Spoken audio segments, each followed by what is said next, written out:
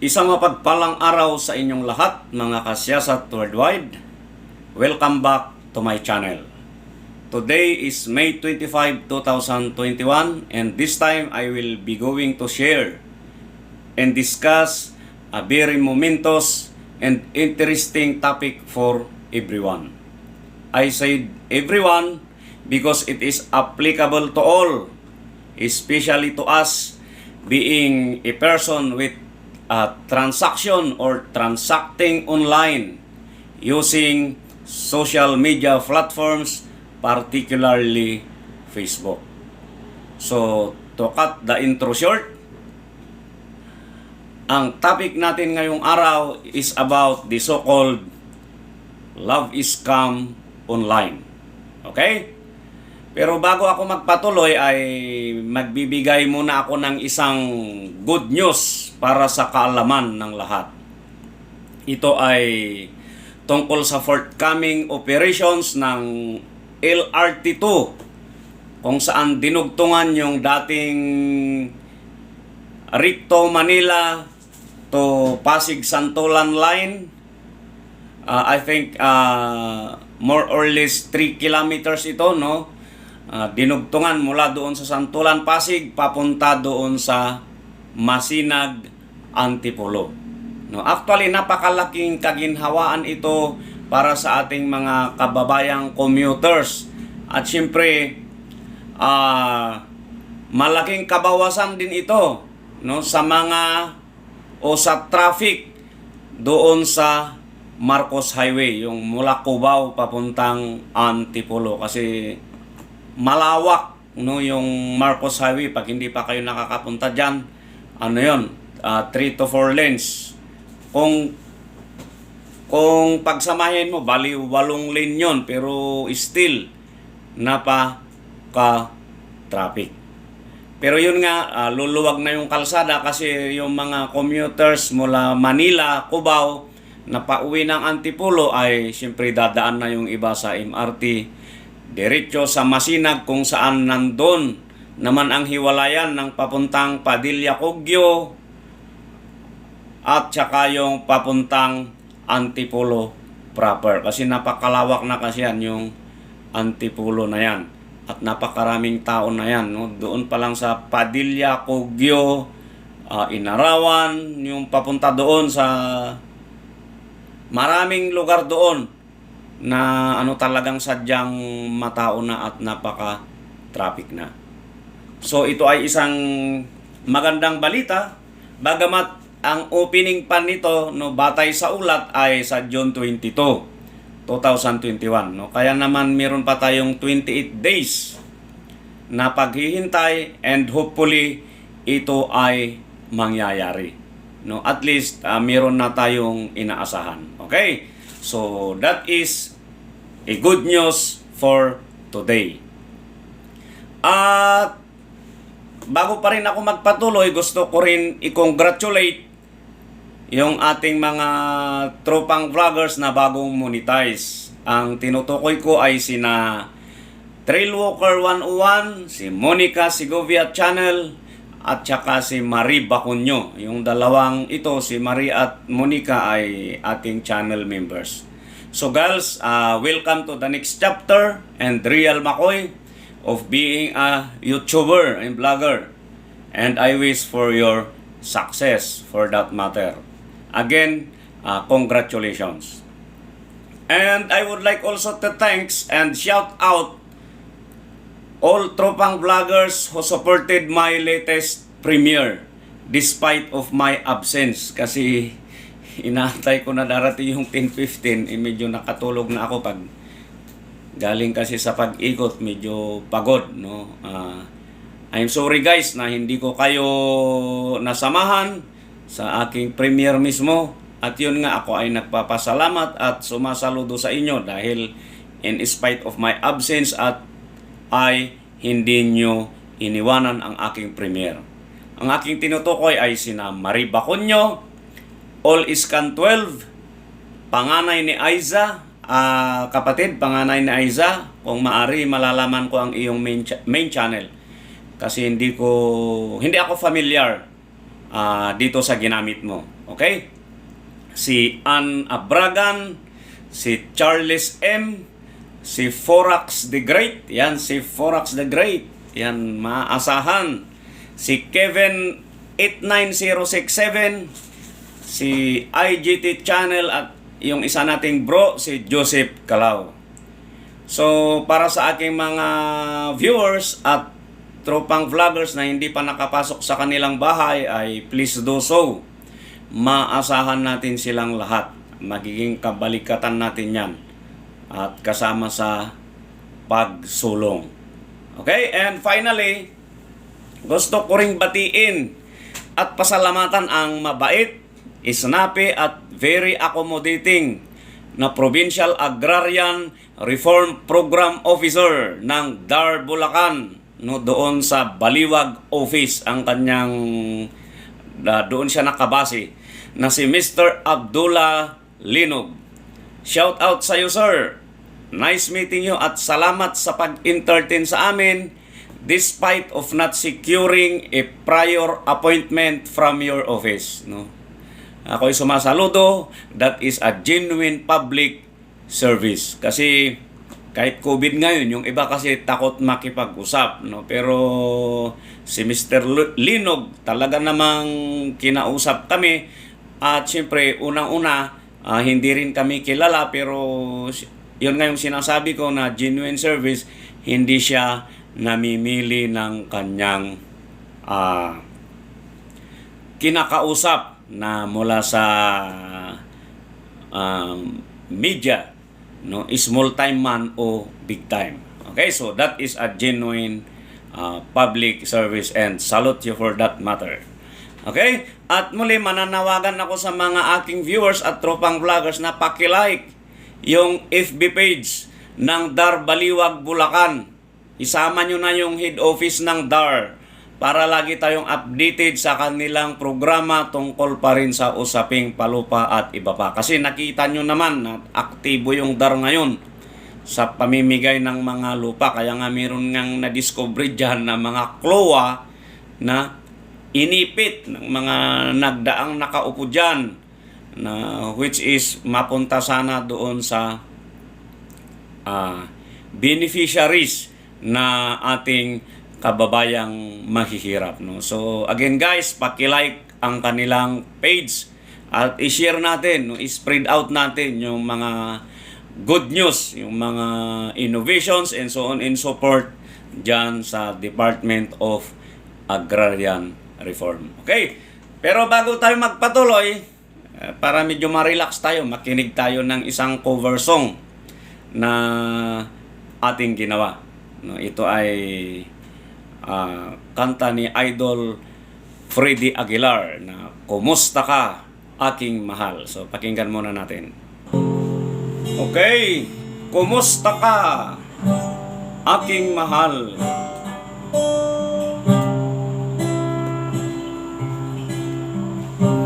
Kumusta ka aking mahal? Sana ay nasa mabuti ka. Ako'y huwag mong intindihin, nakakaraos din mga gabing mapanglaway.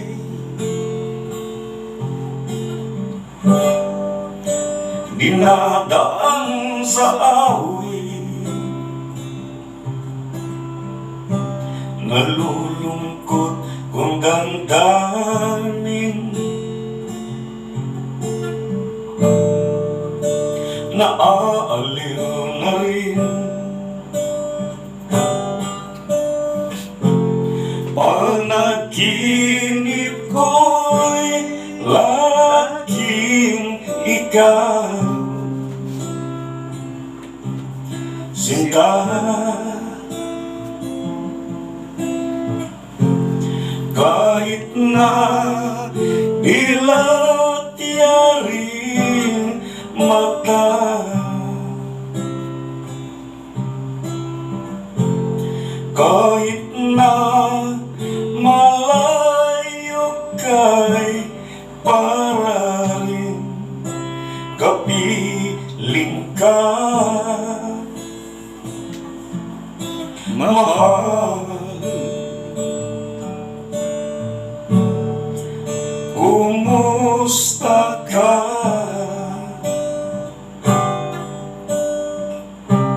Malalim na itong gabi,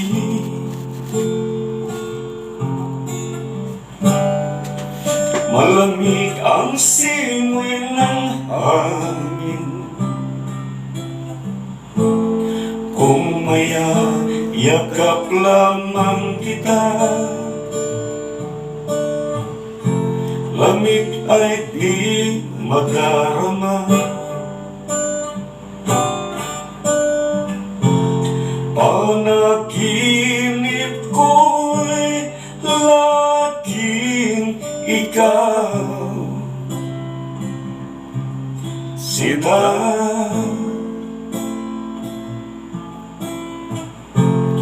Kahit na bilang yaring mata, kahit na malayo kay para rin kapiling ka, mahal. Kumusta ka?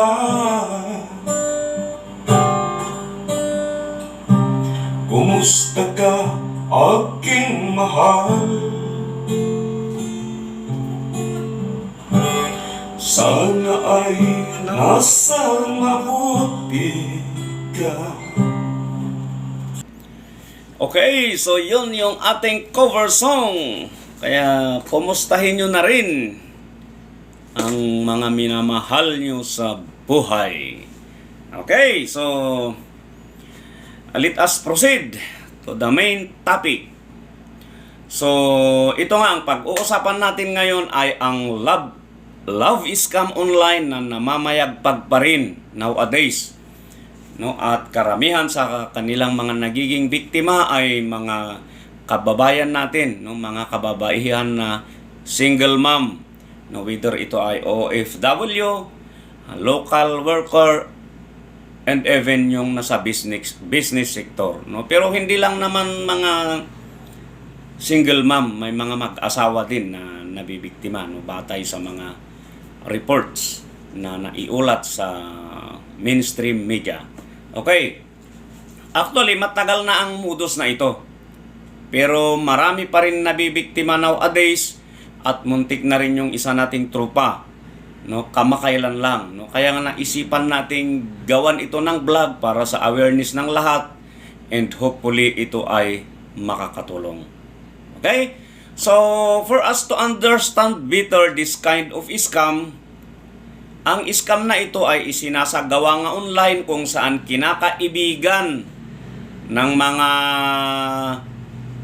scammer ang kanilang mabibiktima upang makuha ang kanyang interes, no, at tiwala sa kanila, at siyempre mapag-aralan yung kanyang estado sa buhay kasi doon sila magbabase kung anong modus na isasagawa, no? At siyempre aalukin ng tulong sa pamamagitan ng pagpapadala ng isang package sa kanya upang makakulimbat ng pera in return. So, paano nangyayari yon, no? Anyway, you will find it how as we go on with our discussion. Now, para mas malinaw, isimplify natin yung ating discussion into 4 segments as follows. Number 1, sino ba ang madalas na target ng sindikatong ito at bakit? Number 2, ano ang kanilang modus na ginagamit? Number 3, paano natin ma-identify, no, yung kanilang operation? no, kung ito ay legit. O sabihin natin kung ito nga ay isang scam. At ang panghuli, ano ang dapat nating gawin para makaiwas sa ganitong klase ng panluloko. Okay, so dito tayo sa number 1. Mga kasyasat, sorry to say na ang mga kababaihan, ang particularly ngayong mga single mom ang potential target ng sindikatong ito, no? It's sad to know, pero yun yung katotohanan, no? Hindi ito fake news at ito ay batay sa mga kaso na naiulat sa media platforms. At siyempre, kaya nga natin tinatawag itong love scam online. Now, ang tanong, bakit sila, no? Hindi ako makapagbigay ng konkretong sagot dyan, pero hypothetically, ito ang aking sagot. Okay, alam naman natin na ang isang single mom ay naghahanap yan ng kalinga, no? Pagmamahal ng isang haligi ng tahanan. Naghahanap yan ng tagataguyod, o kung hindi man, makakasama sa pagtataguyod ng kanyang pamilya. No? Kasi hindi biro magiging single mom kasi ikaw yung mag-aalaga sa kapakanan ng mga anak mo at ikaw pa yung magpo-provide. Napakahirap nun, no? Kaya chances are ay sumusugal sila kung meron silang masilip na pagkakataon. And this is practical in human nature. Alam naman natin yun, no? Nakikita naman natin mga kaibigan natin, mga kapitbahay natin, and so on and so forth. No? Kaya nga sila yung madalas na tinatarget kasi aminin natin na mas matindi ang kanilang pangangailangan. At alam yon ng mga scammer. No? So, yun yung nakikita kong rason kung bakit. Okay? But again, yun nga yung sinasabi ko, hindi lang naman sila. No?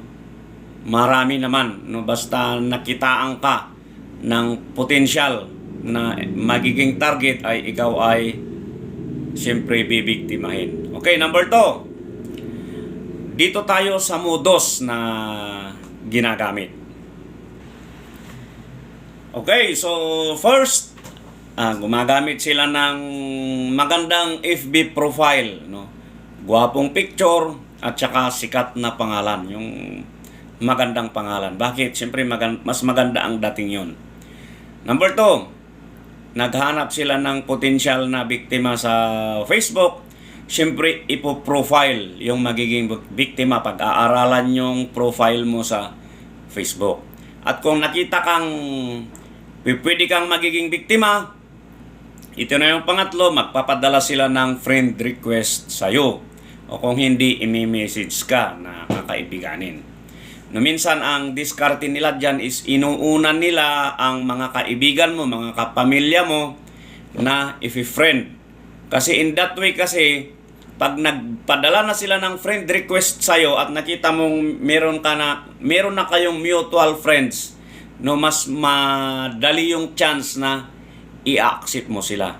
No? So, yun yung mga diskarte na ginagamit. Okay? Pang-apat, kinakaibigan kanila.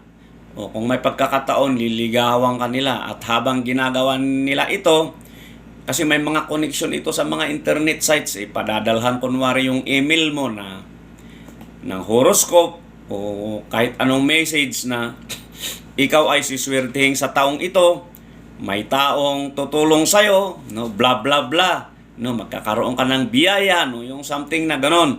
Pero hindi mo alam na yung nandun sa email, konektado pala doon sa plano nilang gawin doon sa'yo sa Facebook. Okay? Now, ito na, number 5. Ito ang mabigat. Pag na-inlove ka na, medyo palagay ka na ng loob sa kanila. Kasi ito, hindi naman nila ginagawa ito ng madalian eh. Kunwari, i-friend ka na, tapos after 6 months, ganun, saka kanila balikan. Ganun yung mga modus nila eh. So, mag-aalok na sila sa'yo ng tulong. No? Kung nagiging boyfriend mo siya, no? It's either na sasabihin na puntahan ka dito or puntahan ka niya.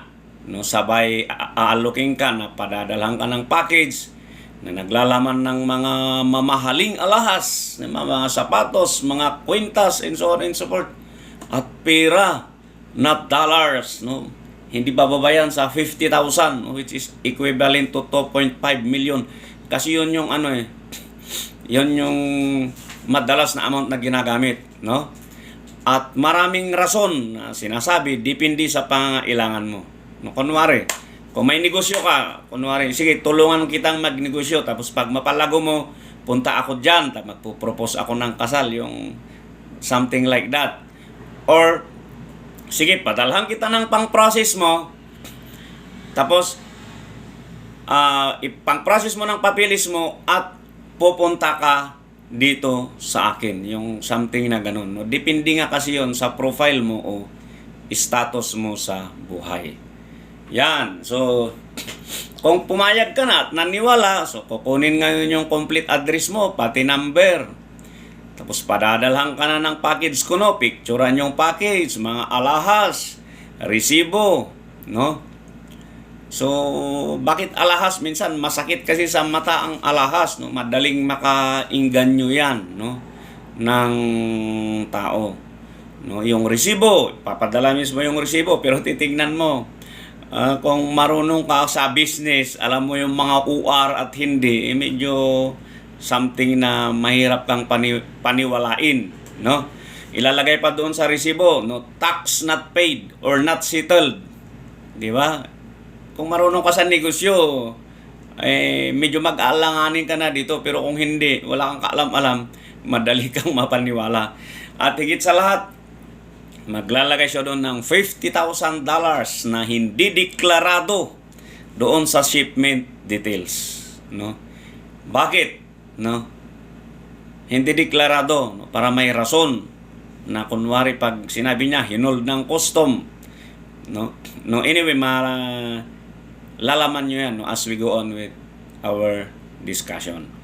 Now, pag napadala na, tatawagan ka na ngayon na pinadala ko na yung pera, pero hindi ko alam, honey, kung ano yung proseso dyan pagdating sa Pilipinas, pagdating sa tax. Kaya kung may babayaran ka man, ikaw na lang ang bahalang magbayad, pero babayaran mo yon upon delivery. Yung kunwaring ganun para palagay ka, no? Pag may pira naman na akong pinadala, no, babayaran mo na lang pag nandyan na yung package. Pero kunwari lang yon, no, parang ginambit ka lang, kumbaga. Okay.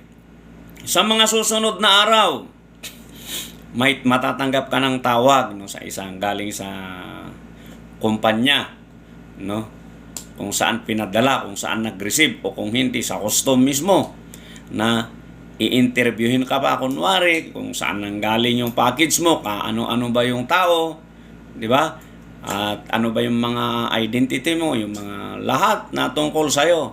No, bakit nila ginagawa yon? No? Para lalo kang masabik, no? At mapaniwala na mayroon ngang package na dumating. Na, okay, so ito na. Pero, pagkatapos nun, tatawagan ka sa isang araw, sasabihan na nagka-problema sa custom yung package mo. Dahil something na may nakitang hindi dineclare, kaya na-hold pansamantala. Kaya sabihan mo yung nagpadala o ikaw na mismo na meron kang babayaran na SOP, no, yung grease money, para mailabas natin yung package mo at maidi-deliver na sa'yo. No? Sasabihin sa'yo, 20,000, no, 50,000. Minsan padalhan ka pa ng computation ko, no? Nakalagay na doon. No? Minsan ginagamit pa yung letterhead ng Bureau of Custom na ito na yung babayaran mo, no? Ang sabi ng custom sa ganong modus, wala daw ganon. Kasi yung computation sa tax, doon mismo sa harap mo daw kukwintahin. Hindi daw sila gumagawa ng computation na pinadala. Okay? O kung hindi man, sabihan ka na may hindi na bayaran ang shipper, yung nagpadala sa'yo, na tax na dapat niyang isettle. At kunwari, sasabihan ka na, sabihan mo yung nagpadala na isettle niya yung tax dito. O kung hindi, kung may pera ka naman dyan, ikaw na lang yung mag-settle, pwede naman. Yun yung sabihin nila. Now, siyempre tatawagan mo yung nagpadala sa'yo na may unsettled tax. No? Ang sasabihin sa'yo, minsan nagagalit na tinulungan na nga kita, ganito, bakit ako pa ang magbabayad yan? Maliit na lang na halaga yan. No, minsan wala na akong pera. No? Marami ng rason. Sabihin niya na nasa activity siya, nasa hiking, o yung mga activity na hindi siya makababa, kaya wala siyang pagkakataon na magpadala ng pera. Kaya sasabihin sa'yo, humiram ka muna sa tatay mo o nanay mo. Total, dublihin mo na lang yung something like that. Kasi cash naman yung pinadala ko. No? So, marami ng rason ang sasabihin sa'yo. At medyo naggagalit-galitan na parang madaliin mo, ganito. No? Sayang yung pinadala ko. No? Depende kasi yan sa profile mo. Kasi napag-aaralan nila yon. Kaya alam na nila kung ano yung sasabihin sa'yo. Now, ito na. Kung pumayag ka, no, na magbayad o magpadala, ay sasabihin sa'yo, no, ito yung bank account. Magbibigay sila ng bank account name at number, no, sa BDO o anuman bangko kung saan ipapadala yung pera.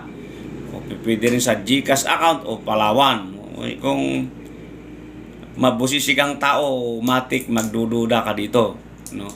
Okay.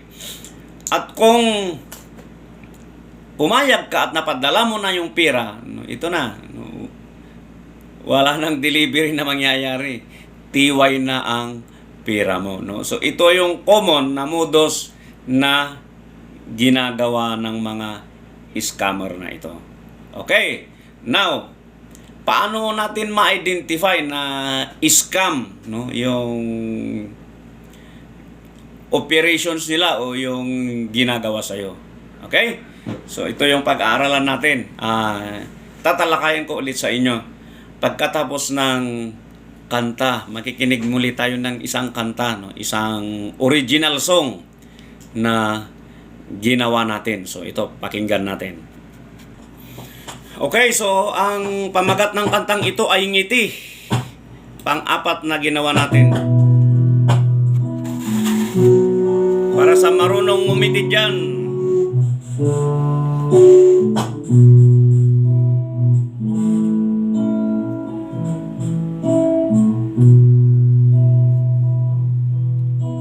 Ngiti mo'y natutulog Ng pag-asa. Ligaya ng buhay sa tuwing na huwag ipagkait. Pag-usipakita, Isang kayamanan mahalaga.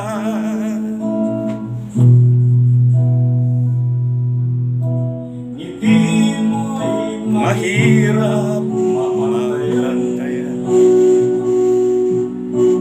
Hangad ng karamihan Na makamtan linaw ng iyong mata, mukha mong kay saya, nagbibigay sigla at ligaya. sadyang ngiti mo ay makabuluhan. Ang iyong pagsintay aking ramdam. Sakaling ito'y pangangalaman, ngiti mo'y manatiling kasiyahan.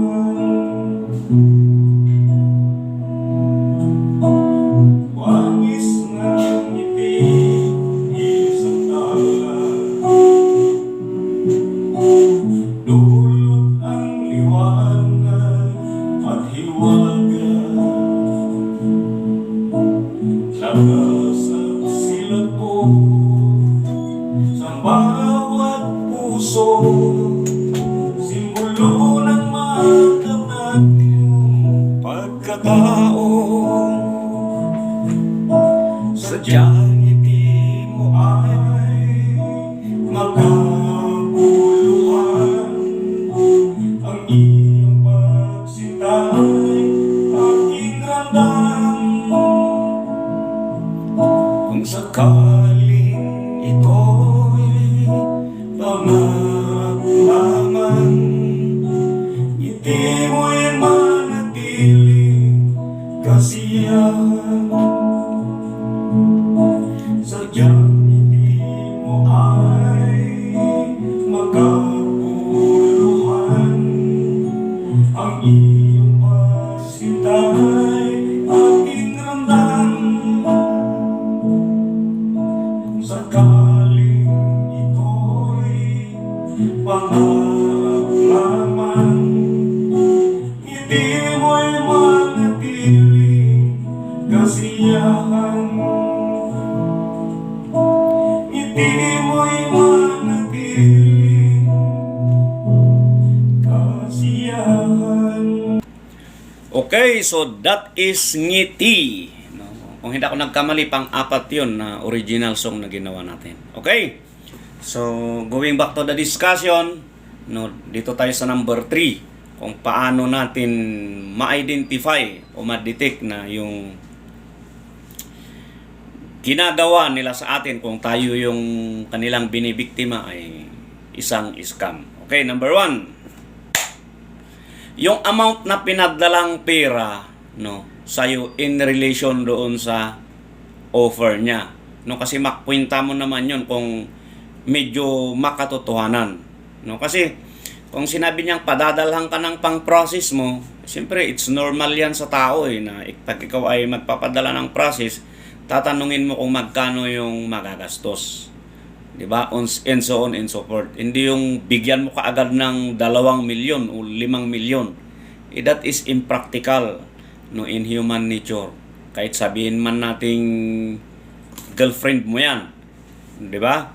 Kasi lalo sa mga foreigner, may nagsasabi, mga makukwenta din 'yan, no, pagdating sa pera. Tingnan mo, no, kung ino-offeran ka ng negosyo, sinabi mo na ganito lang yung negosyo mo, small time, parang hindi naman niya tatama na bigyan ka ng milyones. 'Di ba? So, think about it. Hindi yung basta-basta nandun na matutuwa tayo, siyempre, pero dapat, kailangan din tayong ano bang tawag doon, mapagsaliksik, mapagduda, no? Pero may tamang ano diyan, no?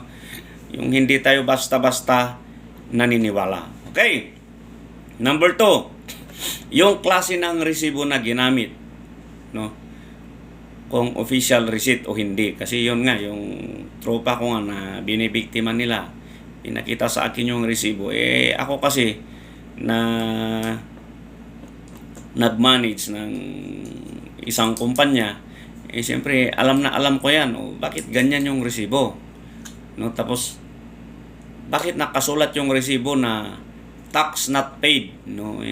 Kung akong tatanungin mo, sabi ko hindi ako maniniwala diyan kasi ang alam ko diyan, pag dumaan sa company to company yan, no, yung doon sa cargo company, kasama na yan sa competition yung binayaran ng nagpadala.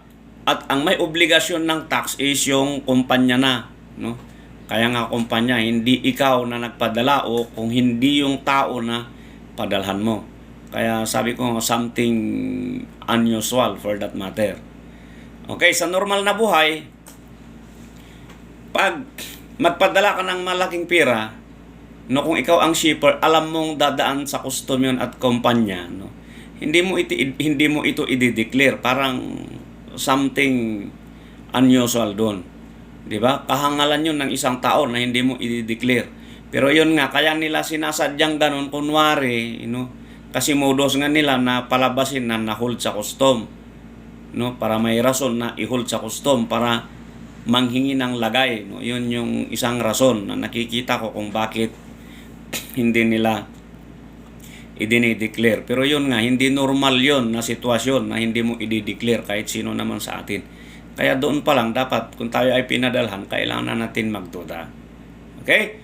Yung sagot niya na lahat na pinadala ko yung pira ko sa'yo, no? 'Di ba? Yung naggagalit-galitan na tinulungan na nga kita para makapagpatayo ng negosyo and so on and so forth. Tapos ganyan pa yung ano mo na lahat ipapa-shoulder mo pa sa akin, no?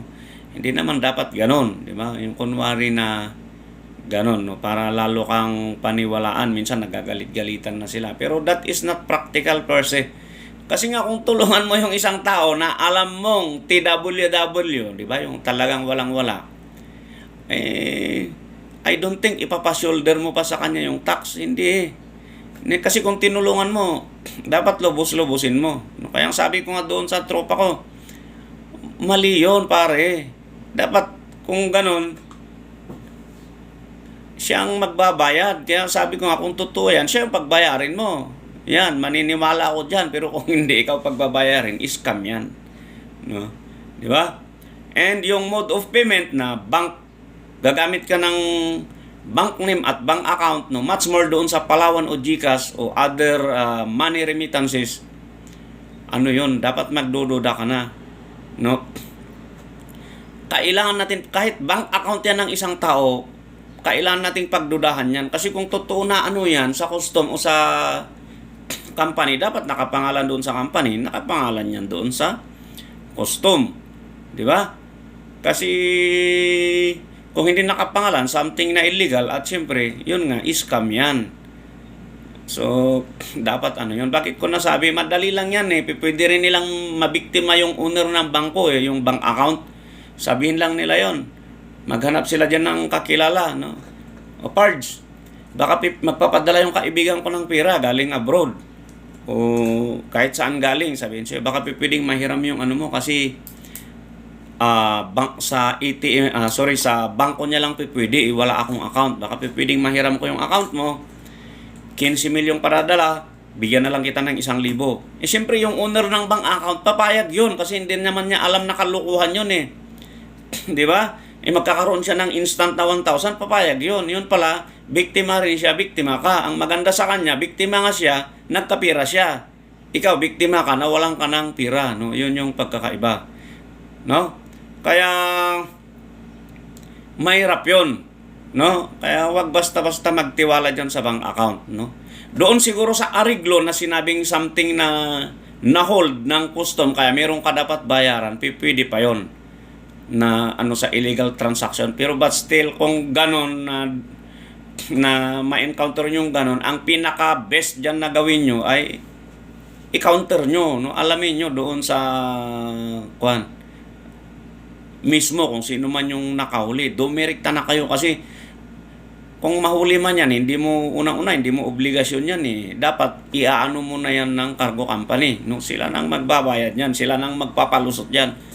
Alam naman natin, ganun yung nangyayari. Sila yung nagpapalusot, yung mga cargo company. Hindi pa pa-shoulder sa'yo yun. Kasi pag pina-shoulder sa'yo yun, delikado na yun. Sinyalis na yan na ang diskarte nila ay isang scam. No? Marami pa, no? Pero itong mga sinyalis na sinabi natin ay mga common lang, no? Para ma-identify natin na ang ginagawa sa atin ay isang uri ng scam operations. Di ba? Yung sabi nga doon sa mga video, no? Actually, may napanood ako, siguro, a year ago na yata yun, may napanood ako na ginamit pa yung letterhead nga ng custom, tapos pinadala doon sa email ng biktima. No, kaya naman naniwala ka agad, may computation, di ba? Pero hindi tayo basta-basta ano yun, dapat kailangan natin mapag-usisa, no, at magsiyasat, no. Best effort diyan, kung totoo, pwede mo naman puntahan, di ba? Huwag nang i-deliver, ako na lang yung pupunta diyan at ako yung magbayad ng tax kung meron man tax, pero wala nang ganun na tax, no. Automatic yun, scam yun pag pinagbabayad kayo ng ganun. Okay, so yun yung mga common na maaari nating gawin, no, o mga sinyalis upang ma-identify natin na ang transaction na napasok natin ay scam. Okay? Ano naman yung mga countermeasures, no? para makaiwas sa ganito? No, simple lang, don't be gullible. No? Huwag kang basta-basta naniniwala. No? Huwag kang mainganyo doon sa kinang ng alahas na pinadala. No? Ugaliin natin magsiyasat all the time. Especially if our transaction involves money. No? Napakahirap yun. Mahirap magbitaw ng pera na hindi ka sigurado. Minsan nga, nagbibitaw ka nga ng pera, sigurado pa, may resibo pa, naluloko ka pa. Much more doon sa hindi ka sigurado. No? At yung mga, kailangan marunong ka din mag-profile sa mga friend mo sa FB. No, yun nga. Yung tropa ko, padala mo nga sa akin yung profile ng pinadala niya. Okay, tinignan ko, aktibo siya sa Messenger. Pero tinignan ko yung wall niya, yung timeline niya. Ang latest post niya doon is March 2019, no? So sabi ko, hindi tao yan. Kasi kung legit na tao yan, araw-araw yan na meron siyang nilalabas sa Facebook wall niya. Wala siyang transaction doon Sa Messenger lang siya transaction, no? So something yan na kaduda-duda.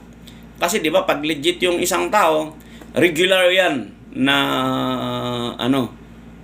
na may mga transaction siya, may mga post siya doon sa wall ng Facebook niya at na ipopost niya yung mga pamilya niya, siya, no, and so on and so forth. Pero yun wala, inactive ang kanyang wall. Kaya sabi ko, block mo na kaagad yan. Scammer yan, sigurado ako. 'Di ba? So